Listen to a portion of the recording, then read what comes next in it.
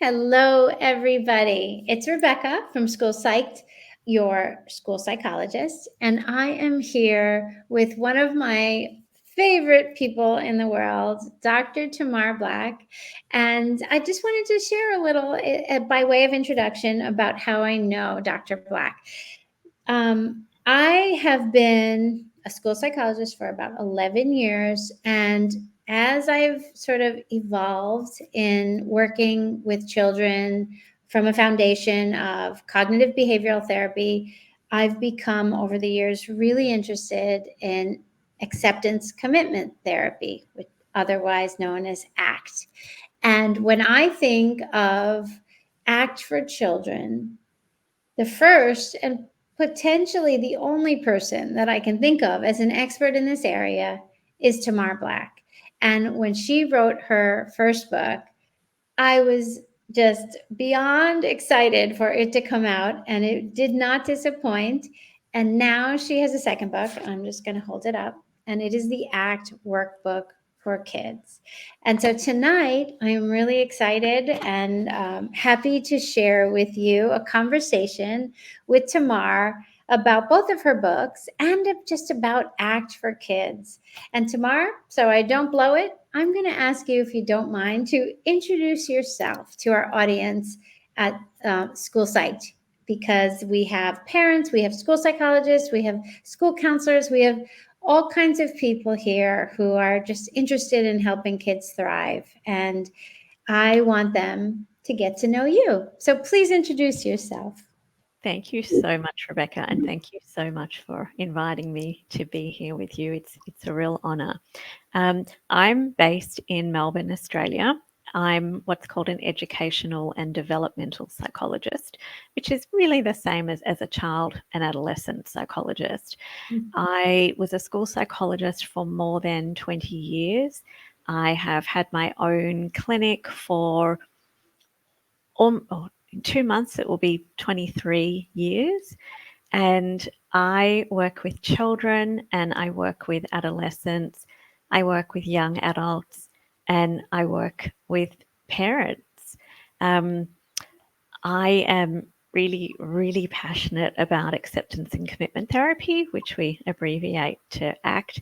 I first trained in ACT in 2007, and I absolutely love ACT. I was so interested to learn more about ACT that I did my PhD in ACT, doing a trial of ACT versus CBT in schools as a compulsory part of ninth grade school curricula. I was Louise Hayes's first PhD student, which was an amazing and incredible honour to be mentored by her. And I just really wanted to simplify ACT and make it more accessible for use with young people and make it easier for young people to understand. I found the language of ACT quite complex and quite difficult to remember myself. And so I decided to just simplify the names of the ACT processes that are in the ACT Hexaflex model. And so I paraphrased them so that they were easier for me to understand, and created what I call the ACT KidFlex model. And I wasn't using the names of the ACT processes from the Hexaflex in my sessions with anyone. I wasn't using the terms in sessions with kids or with adolescents or with parents or with adults. And one day I said to myself, well, you're using ACT with all these clients, but why aren't you actually introducing clients to the names of the Hexaflex processes? And I said to myself, well, that's because they're too complex.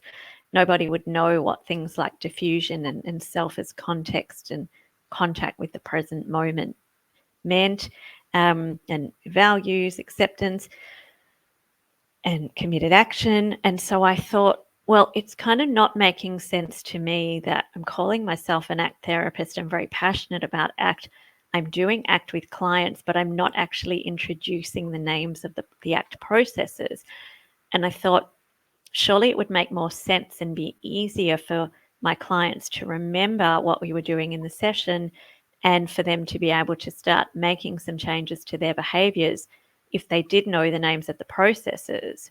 So I decided to create the KidFlex model, simplify all the terms. And I found that by doing that, I could then directly introduce the clients to the names of those processes. So acceptance becomes let it be, diffusion becomes let it go, values is choose what matters, committed action is do what matters, contact with the present moment is stay here, and self as context is notice yourself. And I found that by paraphrasing the names of those processes, it feels very natural now in my therapy sessions to use the names of those processes. So if I'm having a conversation with a young people, instead of talking about accepting thoughts and feelings, I can introduce them to the idea of letting your thoughts and feelings be without trying to do anything to get rid of them. Yeah, it's so powerful to me and resonates with me. And I bet it'll resonate with those out there who work with children, because I often find as I'm learning whatever, a framework or a theory in psychology, if I'm then able to explain it such that a student or a child would understand, or an adolescent, then I know that I have it. And it's not until then that I know that I that I really have it. And so reading your description of the 6 flexibility processes in your first book, Treating Children with ACT, was really sort of solidifying for me of the theory as I was learning it, in terms of just learning it for people in general. And I think that's really powerful what you're saying, because it's just I find it's a better way to think about it for me. It makes sense. I could explain it to a child, a teenager, or an adult, and it's the same thing. And it's really powerful. Thank you so much. And look, when I wrote Act for Treating Children, which is the clinician's book to help clinicians understand how to use ACT with young people, I wasn't really sure like what the response would be. Like I knew I'm really passionate about doing this work, but I didn't really know how people would respond. And quite a few of my colleagues in the ACT community who only work with adults have contacted me to say, we've bought ACT for Treating Children because we have children.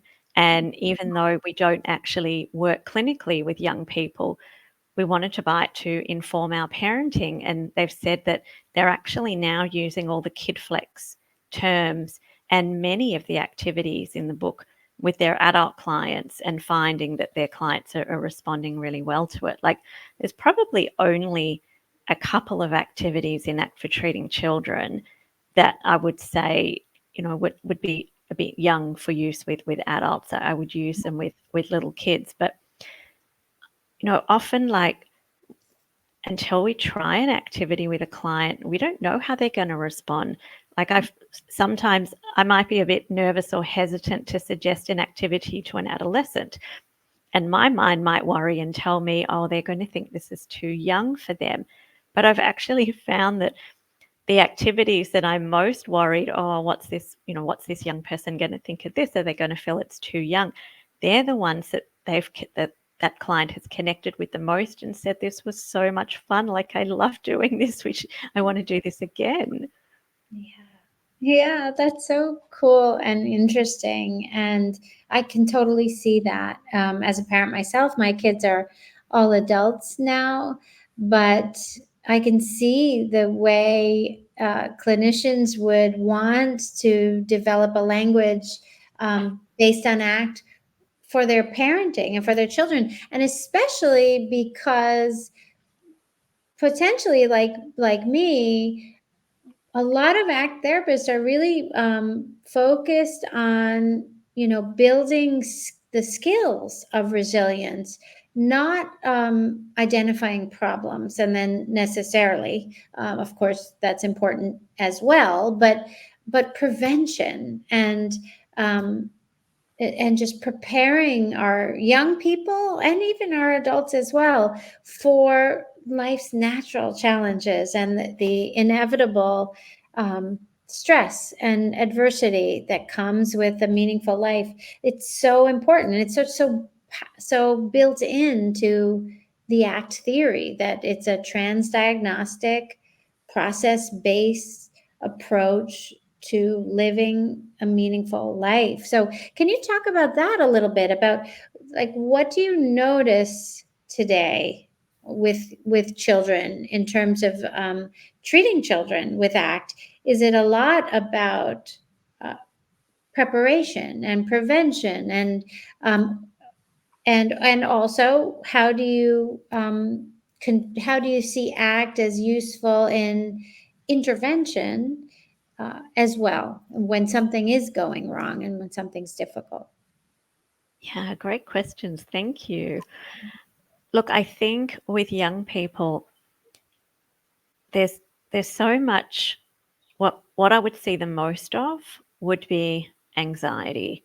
There's a lot of worry. There's a lot of stress, a lot of anxiety around going to school, around being at school, and there's a lot of young people who can't attend school.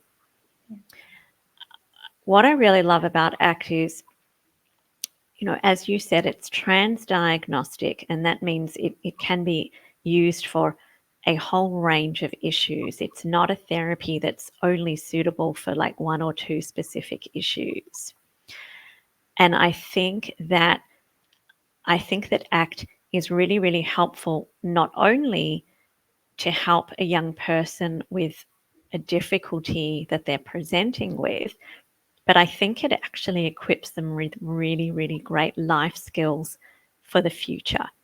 So if someone goes and sees a therapist for, say a couple of sessions, and the therapist is using ACT with them, if it's done well, and if the person understands what they're learning in the sessions, they understand ACT, they will hopefully be able to apply those same skills to any future problem or difficulty that arises in the future, rather than having to come back and see a therapist again for another difficulty.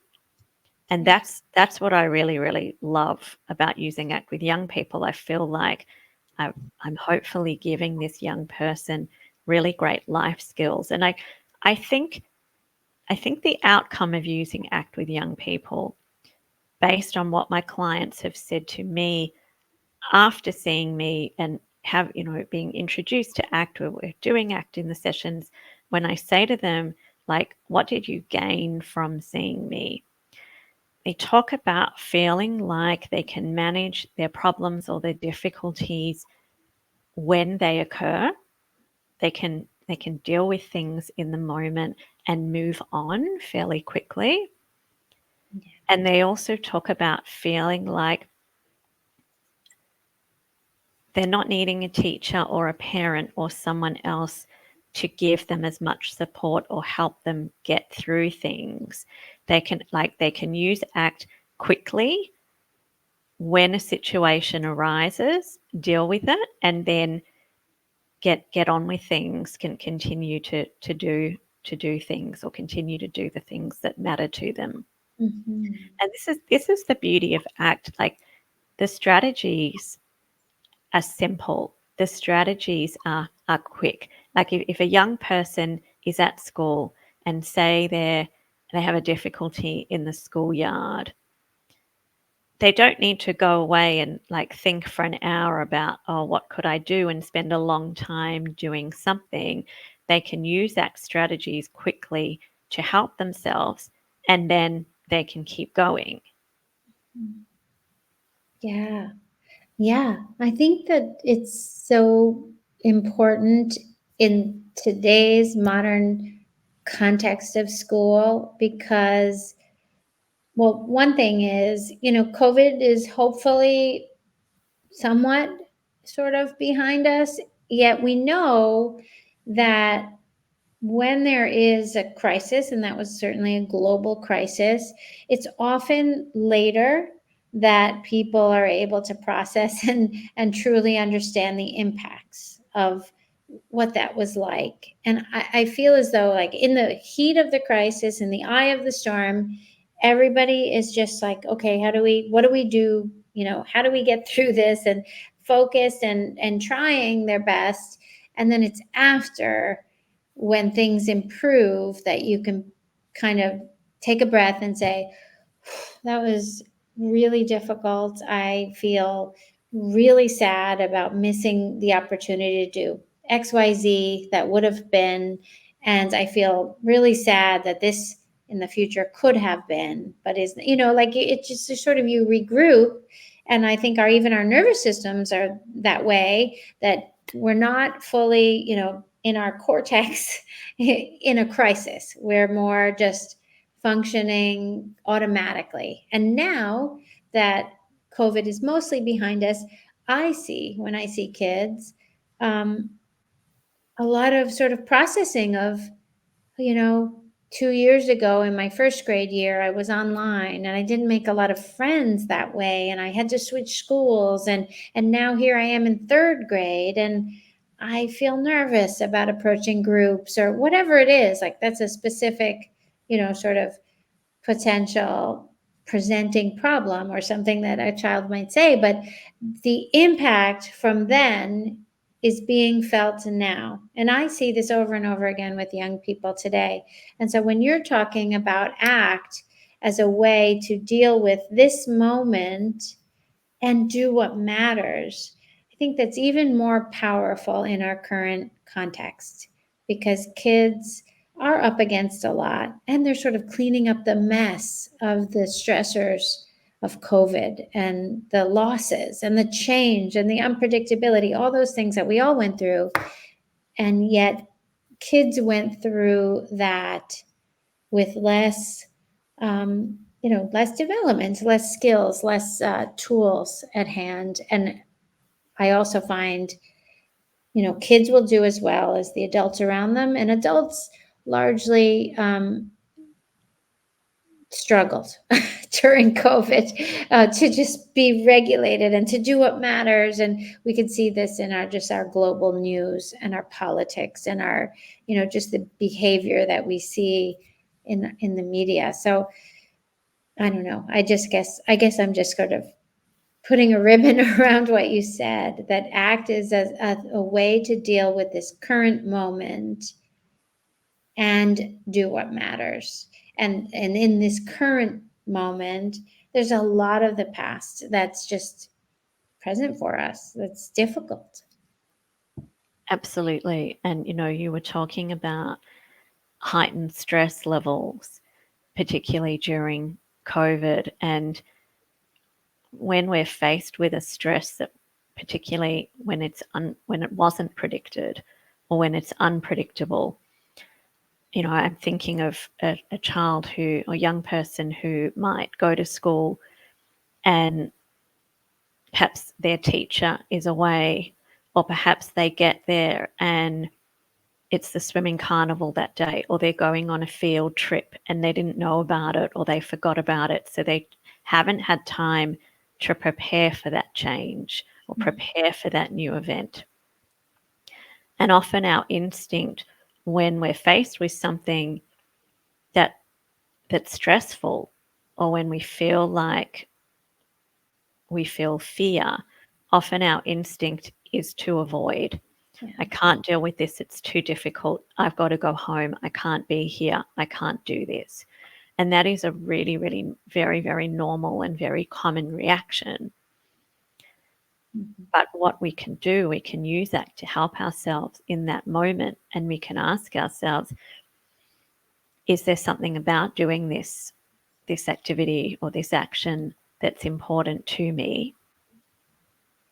Or can I think about a previous situation where I might have felt fearful like this? But maybe there was something about that situation that was important to me.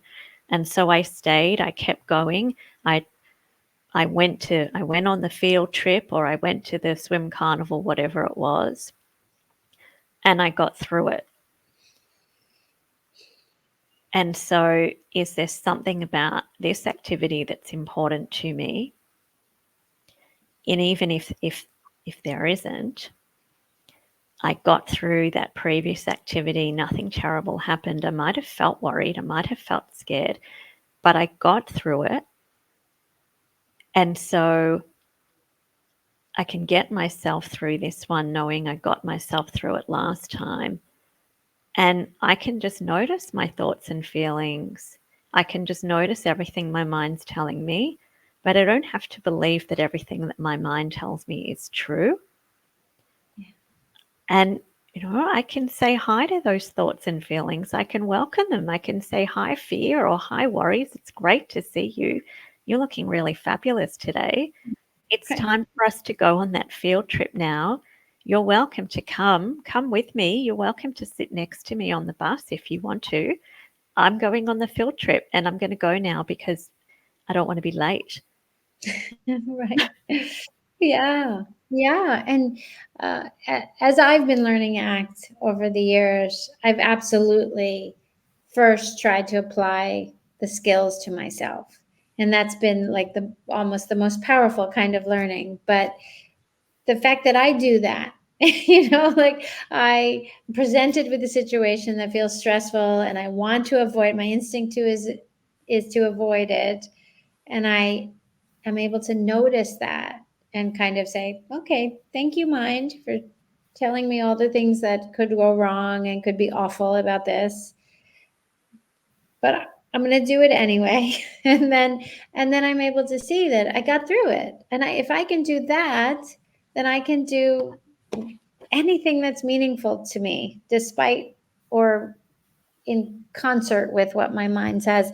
And to teach that to children seems so important because, I'm decades older than the children I work with, and I wish that I had been practicing all this time and just started recently. But it's powerful. It's sort of it's simple, but it's powerful. And like sometimes when we're worried about something, and I'm only talking about relatively safe situations here, I'm not talking about something where we need to listen to our mind because we're being faced with danger. So I'm not talking about like encouraging a child, if they're going for a bike ride and their mind says you don't need to wear your helmet. I'm not talking about encouraging them to not wear a helmet because that wouldn't be safe. Right. But often when we feel fear or when we feel worried, often it's it's because the situation is something that matters to us. Like today, like I was getting ready to meet with you, and I could feel like my stomach, like feeling really, really nervous. I felt like I was starting to get a bit hot and sweaty, like the palms of my hands were starting to get a bit sweaty. And, I'm looking at the clock and it's like getting closer and closer to the time we were meeting, feel my heart starting to beat a bit quicker. And so I identified I was feeling a bit anxious. I was feeling a bit nervous. Now, I had two choices. I could have emailed you and said, Rebecca, I'm really sorry. Look, something's come up. I won't be able to meet with you. But instead, I thought to myself, I know that meeting with Rebecca is something that really, really matters to me because I love doing this work and I love teaching parents and teaching clinicians how to use ACT with young people. So I knew, okay, this is just what my body does. When my mind starts to feel nervous for something I really care about, I know that my body's response is to feel nervous in a number of different ways. And I just said to myself, high worries, high nervousness, mind, Thank you so much for reminding me that meeting with Rebecca is something that I really care about. Yeah. And then I clicked on the link and here we are.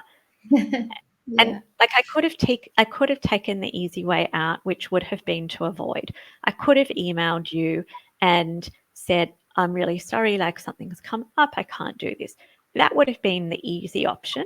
It might have been the safe option because if I do that, if I pull out of this, then nothing terrible is going to happen. But I wouldn't actually be doing what I care about and what I'm most passionate about. And if I pull out of something every single time my mind says that I feel anxious or I feel nervous, I'm actually I'm setting myself up for failure.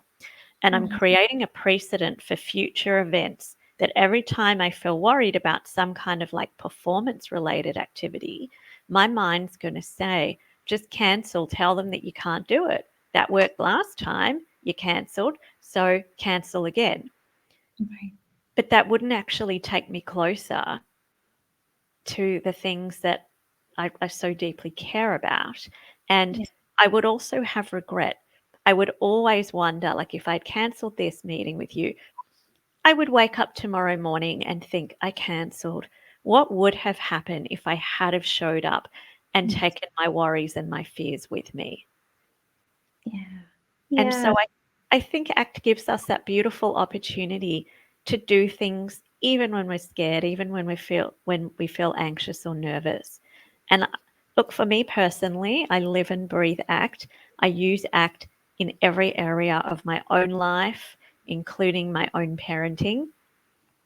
And for me, ACT has really helped me to not then face situations where I could ask myself, what if you hadn't done that? What if you hadn't tried? What if you hadn't given that a go? Yeah. Yeah. That's so important too, because clearly that resonates with me at my age and stage in life.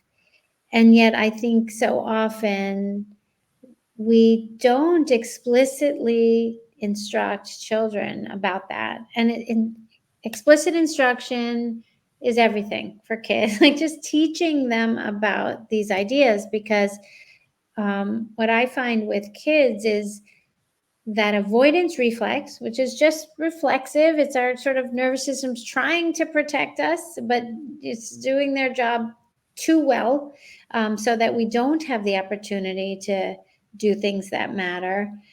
Um, Children don't often realize that, yes, in the short term, it works. Like, I don't have to feel that anxiety when I avoid in the short term.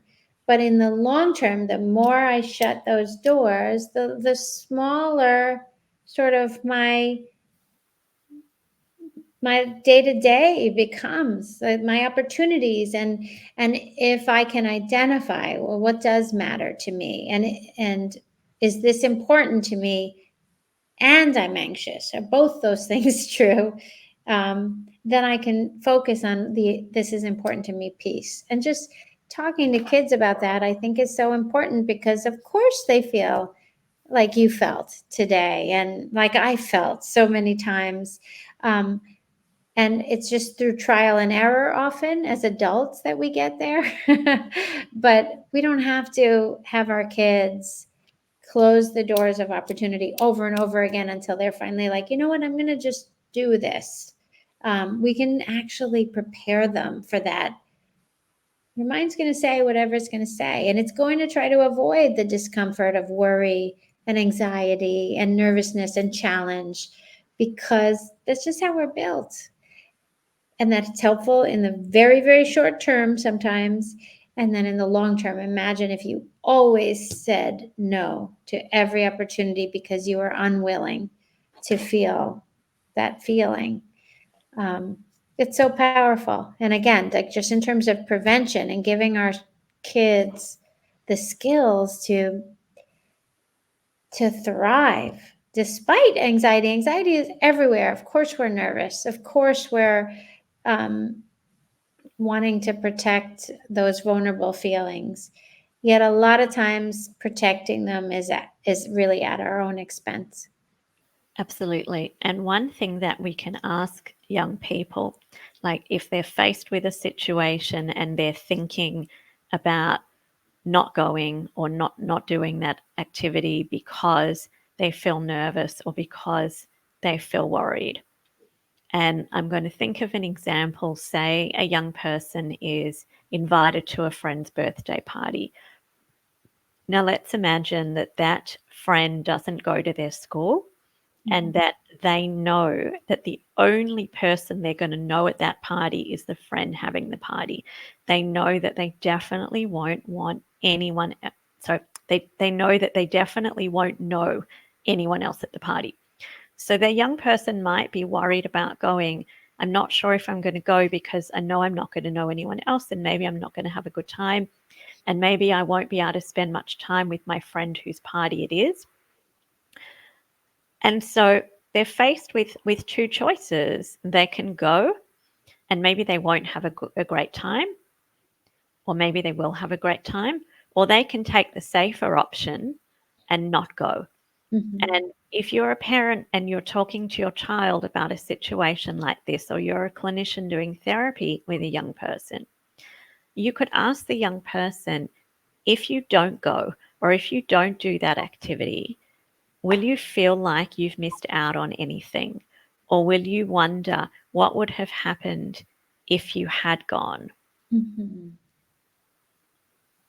Yeah. And that can be a really helpful question to help young people connect with whether that activity or action is something that matters to them, something that they care about or not. And yes, it would be risky for the young person to go to a party where they know that the only person they know will be the friend having the party. But you can set up a plan with your child around what your child could do if they're wanting to leave the party and go home. I mean, could you make, like, if you're driving your child to the party, is it an option for you to like sit in your car like in the parking lot for the first 15 minutes of the party and let your child know, like, I'm going to stay in the parking lot for 15 minutes, like you can come out and get me? Or could I come into the party and could I just like talk quietly to your friend's parent and let them know that you're feeling a little bit worried because your friend having the party is the only person that you know? You might want to leave early. Could you could give your mobile number, your cell phone number, to the parent hosting the party and let your child know that at any point, if you really do want to leave, that's okay. Go to the parent and just say, would you be able to call my parent now? And then you could just be close by to the party, either stay in your car or get a coffee close by, so that if you get that call from the parent that your child would like you to come to the party and get them, you're close by and you can do that. And I find often, like, when we do that contingency planning and the young person knows, like, there's a support plan in place. If things aren't going well and they do want to leave, this is the plan that we've set up. Then very often, like, the young person will stay at the party the whole time. I think that young people are more worried when there's no like contingency or safety plan set up, because then they worry, well, what's going to happen if I'm not having a good time? I'm not going to feel comfortable going to the parent and saying, can you call my parent? Or, maybe your young person doesn't know your cell phone number. So maybe writing it down for your child would be something that's helpful. But yeah, I definitely find like having those safety or contingency plans set up before an activity or an event are really, are very, very helpful. Yeah. Yeah.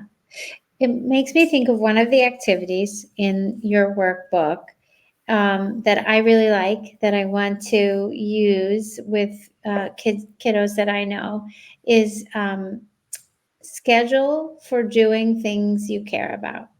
So I love this because a lot of times, if there's anxiety or if there's a little bit of like sort of hopelessness. It's not going to work out. It's not going to be, fun. I'm not going to have a good time. Then it's really hard to get a child to just take that first step to initiate an activity that has the possibility of being okay, or like, being worthwhile, or matching their values. And so I really like this. Could you tell us a little bit about that activity? Just the why is it helpful for a child to plan out in their week activities that would match their values? Yeah, I think if we're only talking to young people about like what are the things that are important to you, but not actually helping them come up with a plan for how to do those things, then we're not actually helping them or teaching them how to practice doing the things that are important. Like anyone can have a conversation around the things that you care about, the things that are important to you. But I think we actually have to teach young people how to schedule and how to make time to do the things that are important to them so that they can practice doing those things. Otherwise, when they're faced with a situation where they feel anxious or worried or nervous or stressed, whatever it is, they're not going to really like know, okay, this is how I can do that activity or that task that's important to me that I care about. If we are not actually, teaching them how to practice doing things that matter to them as part of like a regular weekly schedule. Yeah. And I think we need to explicitly teach doing things that matter. And we can model, like as parents and as teachers and as clinicians, therapists, we can model to young people how we ourselves do things that we care about. Yes. And Yeah. we can just like we can do that using very neutral everyday examples. Like you don't have to do something really, really bold for that to be have a significant impact on a child. You can let a child know, like you can let your child know, I'm going to go for a walk around the block after dinner because exercising and taking care of my body is something that I care about. So I'm going to go for a walk because that will help me take care of my body. Yes. And then your child will see you doing that. Yeah. Such an important thing to model it as a part of explicit instruction. Like we can't tell kids to do things that we are unwilling to do ourselves because they're hard. So yeah, so important. Yeah. And if we only wait to model things for kind of big serious issues, that that's difficult for a young person. Like I really really love the idea of training parents as ACT coaches. And Mm. so modeling using ACT in your own life using very neutral everyday examples. If we only wait to model ACT when a child is having difficulty coping, it's going to be really difficult for anyone to put a strategy into practice if they're not already practicing it for everyday issues, or they're not seeing their parents or other people in their world practicing it. Like a young person was telling me the other day that their parent came home from work, and so I sorry, before I go into that, I'll just say, so when I'm working with young people, I'm trying to also teach their parents how to model ACT at home. And Mhm. so I will suggest to parents that they use the phrase, my mind is telling me, or I'm having the thought that. And that actually helps model to the young person how to use ACT, how to use that let it go technique for everyday issues and for worries or things that are making them sad, for all sorts of things. So the parent came home from work and said to the family, said to the young person, I was driving home from work today and I saw a McDonald's coming up, and my mind told me, go through the drive through and buy a thick shake. But I decided that it was important to me just to come straight home. So I didn't listen to my mind and I didn't go through the McDonald's drive through. And I thought that was so beautiful. Like, what a powerful example. The parent is reminding the young person of what they've learned in the therapy session with me. The parent is modeling how they're using ACT themselves, using a really neutral everyday example. So the parent's not disclosing, a really personal struggle that would cause the young person to worry. But the Right. parent is just giving the young person a really beautiful reminder of how the parents used ACT themselves. Like, what great modeling is that? Yes. Hmm. Yes. It's a way of like unhooking from the thought, noticing, and choosing, right? And it's really powerful. I love that example. And, going just back to what you were saying for clinicians out there, school psychologists and others, um, what you're what I think is happening when you teach them explicitly to schedule things, despite anxiety or worry or whatever the feelings are.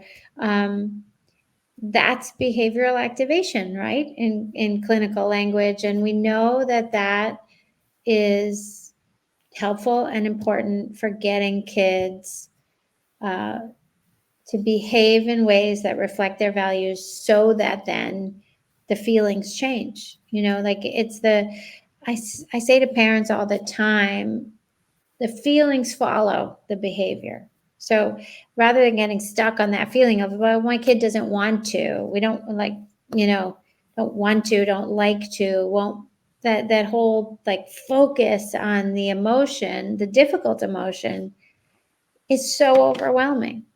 And instead, if we could just focus on, okay, what's this, like sort of the smallest step you can take to do something that matches what you care about. It's really powerful and I think effective. Absolutely. And I think the more we can teach young people how to use the ACT strategies in their everyday life for all sorts of things, rather than only using ACT for when they have difficulty coping with something, then I'm hopeful that when they are faced in a situation, particularly an unpredictable situation, where they might just freeze and think, I don't know what to do because I wasn't prepared for this. Yeah. I think if we've been teaching them how to use ACT for everyday situations, then I'm hoping that they're going to be able to remember ACT, and it's going to come more automatically. Like, when the father told their child, I saw the McDonald's, my mind told me to drive through the McDonald's and buy a thick shake, but I decided I just wanted to come straight home, so I didn't go and buy a thick shake. And like the parent, that's an everyday situation. The McDonald's, the buying choice to make buy the thick shake. It's not a really stressful situation. It's an everyday situation, but that parent's mind has gone very quickly and very automatically to, my mind is telling me I'm going to make a choice. Do I actually want to go through and buy the thick shake, or do I want to drive straight home? and the parent has made a choice not to listen to what their mind is telling them and to choose to go straight home instead. So I think the more we can teach young people how to use ACT in their life, in their everyday life, then I'm very hopeful that when faced with something that's difficult for them, hopefully their mind is going to remember how to use ACT, and they're going to know how to use ACT because they've already been practicing using ACT. Yeah. But if they haven't used ACT before going into a really stressful situation, I think it would be really difficult to know what to do if you haven't practiced before. It would be like, if you've just got like your driver's license and no one's ever prepared you for, let's say, driving in the rain. If you've had no practice at driving in the rain before getting your driver's permit, and then all of a sudden it's pouring, it's hailing, and you're on your own in the car and you've never been in that situation before, surely you're going to freeze and panic and not know what to do because you haven't practiced. Yeah. Yeah. It's so important, the preparation and the way that these skills enact the flexibility processes, they are resilience skills. They're one and the same. They're ways to manage the everyday challenges of being a person, of having feelings and decisions and thoughts, difficult thoughts, and all the thoughts. They're just, it's just normal part of being human to deal with these moments.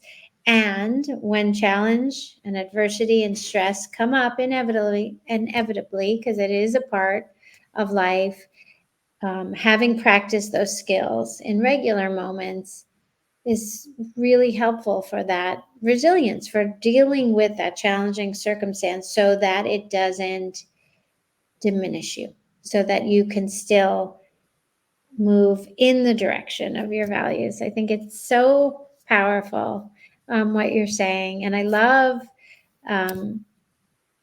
ACT because of that, because of its overlap with positive, proactive resilience skills. And I love this book, and I'm just going to hold it up again for people to see, because I'm absolutely going to use it myself in my work with children. And I hope that clinicians out there take a look too. I know that I've gotten a lot of positive responses from when I posted about the book originally and from our podcast. Tamar was kind enough to come on School Psych Podcast and talk about ACT for treating children. And I had a few school psychologists say either I love ACT and I'm so excited for this, or I've never heard of ACT, but I'm a CBT person and this is opening a door for me. And so I think that it's just because of this prevention aspect, so important for school people and parents, so useful. Yeah, definitely. And as someone who worked in schools for more than 20 years and used ACT, I think that ACT fits beautifully with school psychology because when we work in schools, often we're seeing young people in crisis. Working in schools is quite different from working in a clinic where, you know, even if we have like names of students who we're expecting to see for counselling sessions, we don't know, we'd never ever know who's going to walk through our doorway to our office, and we don't know who's going to be in crisis. And so even if you go to school expecting to be seeing particular students, often all of that needs to be postponed because there's another whole group of students who are in crisis who need you to support them. And I think that ACT works beautifully for single sessions where you've got a young person who is in crisis at the school, and you need to try and do something quickly to help them so that they can get through the day. It might be often like it might be a performance related issue that a young person has got a test or an examination coming up in the school day, or is expected to get up in front of the class and present an assignment or something. That's often the young people that we see in schools we are seeing for performance related issues, or there might be trauma, or there might be grief and loss that we need to support students with. And so I think ACT works beautifully in the school setting because we can be so focused and use it in a very, very specific way. And if we come back to what is it that you care about? What is it that's important to you? Is there one small thing that you could start doing today to move towards what you care about? I think ACT can be used very, very powerfully within the school setting. Yeah, I totally agree. And I'm really excited to offer this conversation to my school psychologist friends here in the States and elsewhere. I know I have, in fact, a lot of people from Australia. I think the United States and Australia are sort of my biggest, at least on Facebook, groups. And I recently read that actually Australia has more mental health professionals. Um, per child and adolescent than the United States, which is Wow. impressive. I think probably neither of us have enough, um, but you are ahead of us in that we currently have a shortage of school psychologists, which is pretty critical, and child psychologists as well. Um, so, hello to all my clinician friends out there and parents who are listening from my Facebook page. I'm really excited to offer you this conversation. And please comment if you've watched and you have questions for either for me or Tamar, because we can dialogue over time under the video. It'll be saved on YouTube and also on my Facebook page, and I'm excited to just have more of us understand ACT and use it, implement it. And a great place to start is with Tamar's books, because they're really helpful in understanding ACT, because the language is so um, digestible for adults to help kids with, and for kids themselves. So I'm a huge fan of yours, Tamar. Thank you so much for coming on. And I just want to ask you before I let you go, is there anything else at all you would like to share with the audience, either about the book or about ACT for Kids, anything at all? Yeah, I was actually just thinking, a lot of people contact me and say, particularly school psychologists and other clinicians, where can I start Hmm. um, to learn how to use ACT? Or people might say, I've done a bit of reading or I've done a bit of training in ACT, but I really can't work out how to adapt ACT for use with children and adolescents. So I do run training. I've got online trainings coming up. My trainings are recorded and then they're available on demand.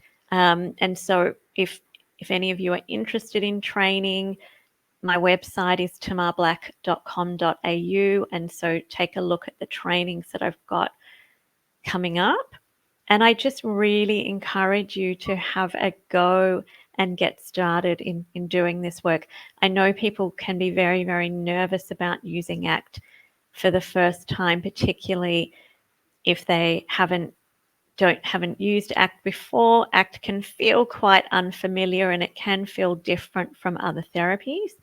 But I find young people respond so well to ACT. And so I just encourage you to have a go. Yeah. Yes, I second and third that for sure. And just want to say too, for all of you, my experience with Tamar's first book, Act for Treating Children, was that it's so beautifully scripted. And I think I've shared this with you, Tamar. It felt as though I had you in my ear, like a mentor in my ear, helping me guide the sessions. And so that's a really great place to go as well. Get the book, do the trainings, and then let us know how it's going, because I really feel like this will be so valuable for kids and the kids that you care for. And I can't wait to hear about it. So thank Thank you. you so much for this conversation and for your work. And thank you all for tuning in and watching or listening to our conversation. Thank you so much. And if I could just take a minute, and I just sort of want to explain the differences between the two books, because a lot of Sure. clinicians email me and say, like, which one should I get and what's the difference? And so the first book, Act for Treating Children, is written for clinicians. It's not written for parents. It's Okay. written to teach clinicians how to do ACT with children 5 to 12 years. But as I was saying before, almost everything in it can also be used for adolescents as well. The ACT workbook for kids, clinicians can use the worksheets and activities in their sessions. You can either buy the hard copy and photocopy the pages, or you can, I'm finding a lot of people are telling me in my trainings, they're buying the electronic version as well. New Harbinger's had it on sale. I think it's only $10 for the electronic version. And so kids are responding really well to people printing out the pages in the electronic version. I just got an email from someone yesterday that said they see all their clients via telehealth, and they're using the electronic version and like bringing the worksheet up on the screen in telehealth, doing the activities over telehealth. You can recommend to parents that they buy the workbook for their child. Most of the activities in it can be done by kids on their own. There are a couple of like art and craft activities that they might need some help with from parents. And parents can buy the workbook for their kids to use at home. And again, either the child can do a lot of the activities on their own, or parents can do the activities with their child. Awesome. That sounds really great. Thank you so much. Again, thank you all out there. Look forward to hearing from you all. And just keep up the good work, everybody. It's really important to give our kids tools to help them deal with everyday life and the ups and downs that come with that. So thank you. Thank you. And it's been really wonderful to talk with you, Tamar. Thanks for your time. Oh, that's a pleasure, Rebecca. Thank you so much for reaching out and for meeting with me. It's, as always, it's been absolutely lovely. Thank Absolutely. you.